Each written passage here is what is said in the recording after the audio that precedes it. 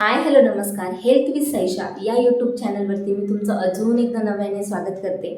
मैत्रिणींनो, मी जो काल धने जिरे बडीशोप हा जो डिटॉक्स ज्यूस पोटासाठी उपयुक्त पेय म्हणून जो दिलेला आहे कंटेंट, तर तो तुम्ही पाहिला नसेल तर चॅनलवर जाऊन नक्की पहा, कारण खूप तुमच्या शरीरासाठी तो फायदेशीर आहे. आणि कसा बनवायचा किंवा त्याचे फायदे काय आहेत हे सविस्तर मी त्या व्हिडिओमध्ये सांगितलेलं आहे. तर तुम्ही तिथे जाऊन तो नक्की पहा आणि चॅनलला सबस्क्राईब केलं नसेल तर नक्की करा. आणि आजचा देखील विषय मी तुमच्यासाठी खूप खास आणि उपयुक्तच आणलेला आहे. तो म्हणजे महिलांसाठी जास्तीत जास्त टेन्शन फ्री असणार आहे. तो आहे केस गळतीवर उपाय. बरोबर आहे, आजकाल सगळ्या महिला त्रस्त आहेत की आपण आपले केस कशामुळे गळत आहेत किंवा काय असं तरी वापरलं पाहिजे ज्याने आपले केस गळणार नाहीत किंवा कोणते घटक खाल्ले पाहिजेत. बरोबर आहे, आपण जे खातो पितो त्यातून तर आपल्याला न्यूट्रिशन मिळतच असतं, परंतु आपल्या केसांना जे आपण हेअर ऑइल वापरतो हे सुद्धा सेफ आहे का हे आपण चेक तर केलंच पाहिजे. आपण महागडे हेअर ऑइल वापरतो, बाहेरचे वापरतो, आपल्याला वाटतं की जेवढा मोठा ब्रँड तेवढे चांगले आपले केस होतील, पण हा सगळा तुमचा गैरसमज आहे. नाही तर तुम्ही जे होम रेमेडीज करता, जे तुम्ही घरचे उपाय करता तेच तुम्ही वापरत चला, माझा एक सल्ला मानाल तर. आणि तशीच आज एक रेसिपी मी तुमच्यासोबत शेअर करणार आहे. ते तेल बनवायचं कसं, त्यामधल्या घटकांचा प्रत्येक आपल्या केसांना न्यूट्रिशन काय मिळतं किंवा तुम्हाला त्याचे काय फायदे आहेत हे सगळं मी सांगणार आहे.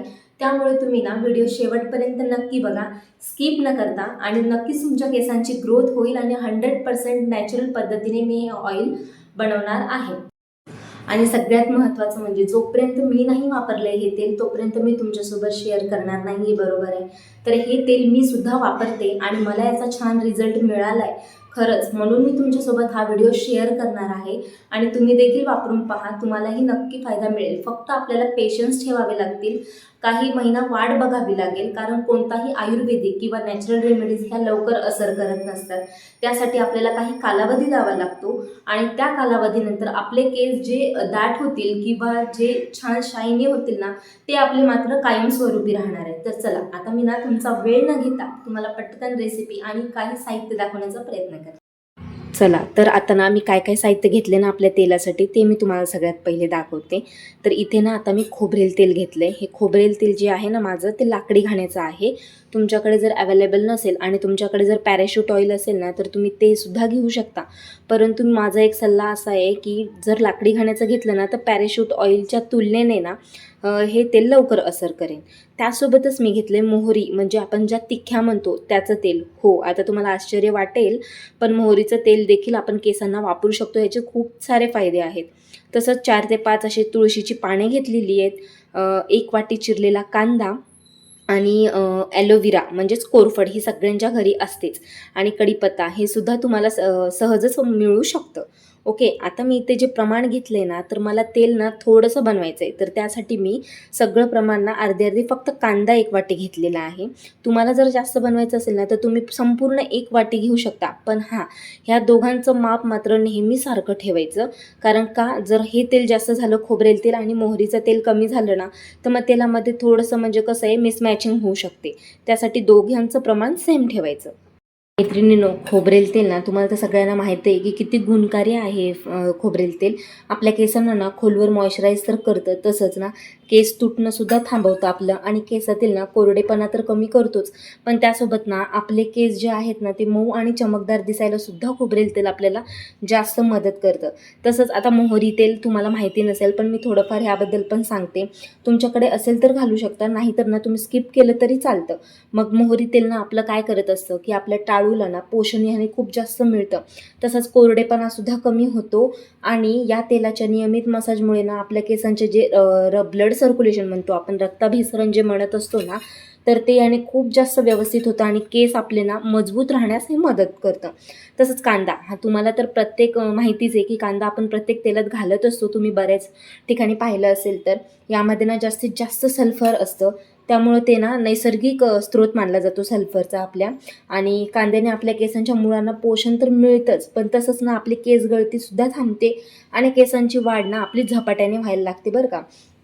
तसंच आता तुळस तर प्रत्येकाच्या घरात एक नैसर्गिक वातावरणच तयार करत असते, बरोबर आहे. मग तुळस ना आपलं काय करत असते तर टाळू स्वच्छ ठेवण्यास मदत करते. आपल्या केसात जर कोंडा असेल ना तुमच्या केसात तर तो सुद्धा तुळशीने कमी होतो बरं का. तसंच केसात जर तुमच्या खाज वगैरे येत असेल तर त्याला देखील आराम मिळतो तुळशीने. मग ॲलोव्हेरा ही सगळ्यांना माहिती आहे की ॲलोव्हेरासुद्धा काय करते, आपल्या टाळूला थंड ठेवत असते. याने काय होतं की आपल्याला असं गरमपणा जाणवत नाही. टाळूला थंड ठेवते, आरामदायक वाटतं तेल लावल्यानंतर आणि केस मऊ आणि शायनी बनवण्यास मदत करते आणि आपल्या टाळूमध्ये ना जास्तीत जास्त ओलावा कसा टिकून राहील याला मदत करतो. आणि कढीपत्ता आपण तर रोजच्या भाज्यांमध्ये वापरतो आणि याचा वापरही आपल्याला जास्त माहिती आहे की कढीपत्ता हा किती चांगला असतो. त्यामध्ये अँटीऑक्सिडंट्स आणि पोषक घटक असतात जे आपल्या ना केसांच्या वाढीसाठी ना मुळांपर्यंत जाऊन ते काम करत असतात. आणि तसंच जर आपलं केस पांढरे जर असतील ना तर त्याचा वेग ना जास्तीत जास्त म्हणजे कमी करण्याचा प्रयत्न कढीपत्ता करत असतो. चला तर आता आपण सगळे बद्दल गुणधर्म तर जाणून घेतलेत. मी तुम्हाला सिंपल भाषेत सांगण्याचा प्रयत्न देखील केला. पण आता मी ना तुम्हाला ही रेसिपी दाखवते आणि हो, अजूनही तुम्ही चॅनलला सबस्क्राईब केलं नसेल तर चॅनलला सबस्क्राईब करून घ्या. पातेलं घेतले. आता तुम्ही स्टीलचं पण घेऊ शकता, जर्मनचं पण घेऊ शकता, पण जर्मनपेक्षा स्टील घ्या. आणि जर तुमच्याकडे लोखंडी कढई असली तर ते सगळ्यात उत्तम पर्याय, कारण पण त्याच्यावर जास्त जळू द्यायचं नाही. सगळ्यात महत्त्वाची प्रोसेस म्हणजे आधी मी स्टीलचं पातेलं ठेवलं आहे आणि ना नंतर यामध्ये ना आधी खोबरेल तेल टाकलं आहे आणि त्यासोबतच आपण जे मोहरीचं तेल घेतलं आहे ना ते सुद्धा टाकायचं आणि मग नंतर गॅस सुरू करायचा. बघा ते तेल टाकून झालंय माझं आणि मी आता गॅस ऑन केलाय आणि ना काय करायचं, गॅस हा कमीच गॅस राहू द्यायचा, कारण ना फुल गॅस ठेवायचा नाही. जर तुमचे जे इन्ग्रेडियंट आहेत ना मग ते जळण्याची शक्यता असते आणि त्यातले पोषक घटक नीट तेलात ना उतरत नाहीत. मग मी आता गॅस एकदम कमी ह्याच्यावर आहे. थोडंसं तेल गरम झालं ना आपलं, असं हात लावून बघायचं. ठीक आहे, आता तेल गरम झालं तर आता यामध्ये ना आपण सगळ्यात पहिले टाकतोय कांदा.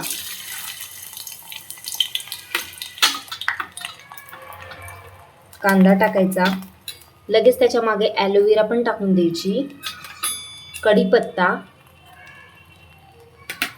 सोबतच तुळशीचं पानं, हे सगळं टाकून काय करायचं, थोडासा फेस येतोच या तेलाला, एकदम असं मंद आचेवरनं असं हलवत राहायचं. सलग हलवत राहा, म्हणजे काय होईल की त्यातले ना पदार्थ जळण्याची शक्यता कमी असते. मग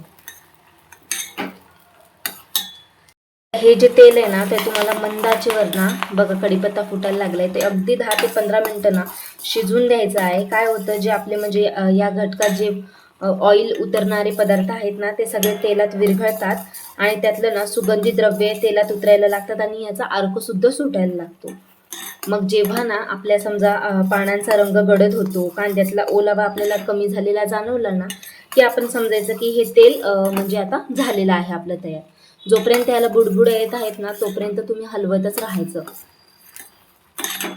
आता आपलं ना तेल ऑलमोस्ट झालेलं आहे. हे बघा, कांद्याचा कलरही चेंज झालेला आहे आणि कढीपत्ता देखील आपला कडक झालाय. मग याचा अर्थ आपलं हे तेल झाले. आता काय करायचं, थंड करायचं. जास्त कांद्याचा कलर काळा नाही होऊ द्यायचा, एकदम करपू नाही द्यायचं, मीडियमच ठेवायचं. आता मी गॅस बंद केलाय आणि हे तेल थंड झाल्यानंतर मी गाळून घेते. बघू शकताय आता तुम्ही, आपलं तेल ना पूर्णपणे थंड झालंय आणि ह्याचा कलर ना टोटली बदललाय. बघा, हे बघा, आधी कसा होता कलर आणि आता कसं झालंय ते, म्हणजे ना यामधल्या आपण ऑलमोस्ट समजू शकतो की आपलं तेल झालेलं आहे. तर चला आता मी हे गाळून घेते आणि तेल गाळताय ना तुम्ही तर तेव्हा काय करायचं, कपड्याचा वापर करायचा. कपड्याच्या साह्याने हे तेल सगळं गाळून घ्यायचं. बघा आता मी एक असा पांढरा कॉटनचा कपडा घेतलाय. तुम्ही चाळणीने पण गाळू शकता, पण याने जर गाळलं ना तर काय होतं की तेलामध्ये काहीच चोथा उरत नाही आणि आपल्याला सगळं तेल व्यवस्थित वापरायला मिळतं, सगळं तेल व्यवस्थित गाळलं जातं.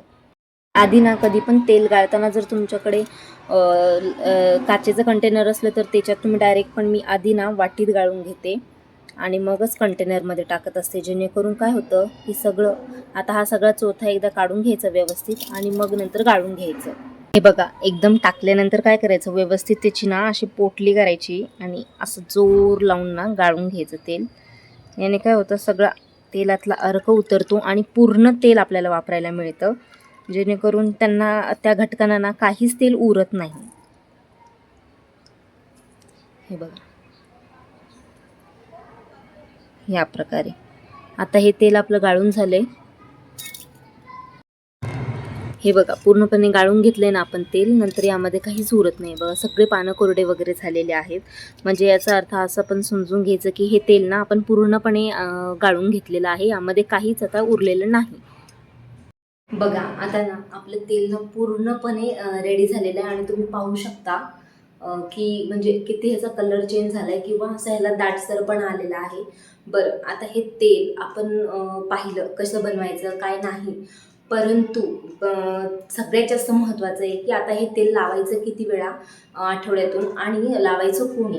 तर ना तुम्ही साधारण ना हे तेल 2 ते 3 वेळा लावू शकता आठवड्यातून. जर जास्तच ड्राय केस असेल तर माझं रिकमेंडेशन की 3 वेळा लावा आणि जर मीडियम असतील तर 2 वेळा आठवड्यातून तुम्ही लावू शकता. हलक्या हाताने काय करायचं, थोडंसं कोमट करायचं आणि कोमट करताना तेल घेऊन डायरेक्ट वाटी गॅसवर ठेवायची नाही. तर एका पातेल्यात थोडंसं पाणी कोमट करायचं, त्या वाटीमध्ये तेल टाकून मग नंतरच ते कोमट करून घ्यायचं आणि त्यासोबत तुम्हाला बाकी काहीही ॲड करायची गरज नाही. आणि ते तेल कोमट तेल आपल्या टाळूवर टाकायचं. टाळूवर टाकून हलकी 5 ते 10 मिनिट मसाज करायची आणि केसांना सर्व छानपणे लावून घ्यायचं आणि 1 ते 2 तास ठेवून पण तुम्ही धुवू शकता. किंवा जर तुम्हाला असं असेल की रात्रभर जरी तुम्हाला ठेवलं तरीही हे तेल सेफच आहे. तुम्ही रात्रभर ठेवूनसुद्धा फक्त एवढंच आहे की ह्याचा थोडासा वास येतो. जर तो वास कोणाला सहन होत नसेल तर मग तुम्ही तो लगेच धुवून टाकू शकता. जेव्हा तुम्हाला केस धुवायचे त्याच्यापूर्वी 1 ते 2 तास. ओके, हे झाले. आणि सगळ्यात महत्त्वाचं असं आहे की ज्यांच्या केसांना जास्त खाज सुटते आणि सगळ्यात लावण्याच्या पहिले काय करत जा की आपल्या मनगटावर किंवा इथं कानाच्या मागे वगैरे किंवा पॅचवर लावून ना पॅच टेस्ट करून घ्या. म्हणजे याने काय होईल की तुम्हाला ना लालसरपणा होतोय का किंवा खाज येते का किंवा तुम्हाला जळजळ होते का हे तुमच्या लगेच समजण्यात येईल आणि हे तेल मग तुम्हाला सूट होते का नाही हे तुम्ही पाहू शकता. आणि हे तेल आता मी सांगितलं तुम्हाला की वापरायचं कसं. ओके, सगळ्यात महत्त्वाचं ज्यांना टाळूवर जखम आहे किंवा ज्यांना औषध गोळ्या जास्त सुरू आहेत किंवा ज्यांना केसांचे गंभीर आजार आहेत, ज्यांचे केस खूपच विरळ आहेत, तर त्यांनी कुठे ट्रीटमेंट सुरू आहे किंवा लहान लेकरांना मालिश करताना वगैरे असं वापरू नका. मग ज्यांचे ट्रीटमेंट वगैरे सुरू आहे त्यांनी ना त्यांच्या डॉक्टरांना विचारा आणि मगच तेल हे वापरायला सुरुवात करा. त्याशिवाय वापरू नका. तुम्ही साधं कोकोनट ऑइल मग नंतर वापरू शकता. ओके, जर तुम्हाला ना ही रेसिपी आवडली आणि हा जर व्हिडिओ आवडलाच असेल तर चॅनलला लाईक, शेअर, सबस्क्राईब आणि हाईप करायला विसरू नका. आणि पुढे जर तुम्हाला याच रिलेटेड अजून जर तेल आपल्या केसांची मसाज व्यवस्थितपणे कशी करायची यावर जर व्हिडिओ हवा असेल तर मला नक्कीच कमेंट करा. मी त्यावर सुद्धा व्हिडिओ बनवण्याचा प्रयत्न करेन आणि जास्तीत जास्त लोकांसोबत शेअर करा हा व्हिडिओ